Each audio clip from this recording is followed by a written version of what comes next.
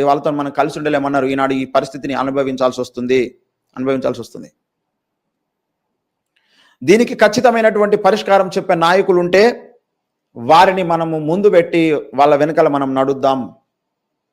లేదు అలాంటిది ఏం లేదండి మాకు అంటే ఈనాడు ఆర్ఎస్ఎస్, బజరంగ్ దళ్, విశ్వ హిందూ పరిషత్ లాంటివి ఒకవేళ ఈ క్రైస్తవుల మీద, ముస్లింస్ మీద, దళితుల మీద దాడులు చేస్తున్నాయి, దేశవ్యాప్తంగా ఇలాంటివి జరుగుతున్నాయి, వినబడుతున్నాయి అనుకుంటే అలాంటి వాటిని రాజ్యాంగబద్ధంగా ఎదుర్కోవడం కొరకు రాష్ట్రీయ మసీహ్ పరిషత్ అనేది రంజిత్ ఓఫీర్ గారు స్థాపించి పెట్టారు.